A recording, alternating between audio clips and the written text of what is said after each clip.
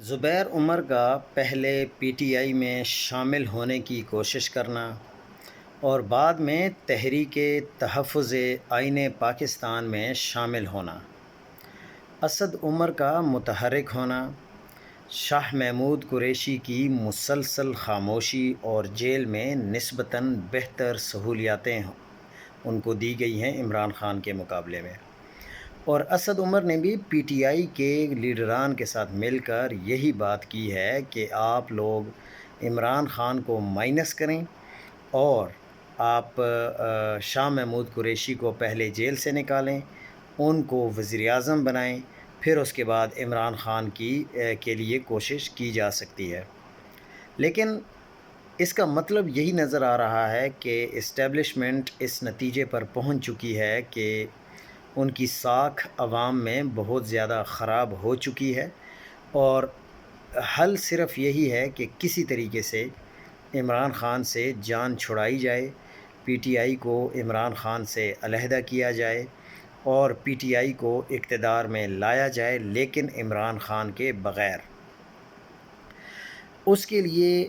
عوام تو کبھی بھی، کیونکہ پیپلز پارٹی اور نون لیگ سے تو عوام بالکل مایوس ہے، ان کے ساتھ تو کسی کو بھی عوام تسلیم نہیں کرے گی۔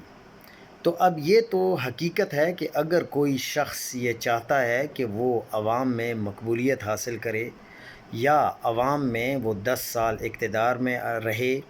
یا 5 سال اقتدار میں رہے، یا 20 سال اقتدار میں رہے، تو نون لیگ اور پیپلز پارٹی کے ساتھ مل کر تو عوام انہیں کبھی بھی قبول نہیں کرے گی۔ لہٰذا اگر وہ 10 سال کے لیے حکومت کرنا چاہتے ہیں تو ان کو ان پارٹیوں سے جان چھڑا کر اسد عمر یا شاہ محمود قریشی کو وزیر اعظم بنانے کی پلاننگ کرنی ہوگی، اور اس پر کام چل رہا ہے۔ تو اس لیے کوشش یہ کی جا رہی ہے کہ کسی طریقے سے عوام کے دلوں میں بھی اور ذہنوں میں بھی یہ بات ڈال دی جائے کہ ہم پی ٹی آئی کو اقتدار میں لانا چاہتے ہیں،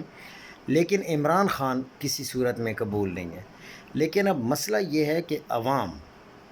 کو پتہ ہے کہ P T I Imran Khan ہے اور Imran Khan P T I ہے، اس لیے اب یہاں پہ ڈوری پھنسی ہوئی ہے کہ کس طریقے سے شاہ محمود قریشی کے لیے پی ٹی آئی کو بھی راضی کیا جائے اور عوام کو بھی راضی کیا جائے۔ لیکن کیا پاکستانی قوم، آپ لوگ سمجھتے ہیں کہ یہ ممکن ہے؟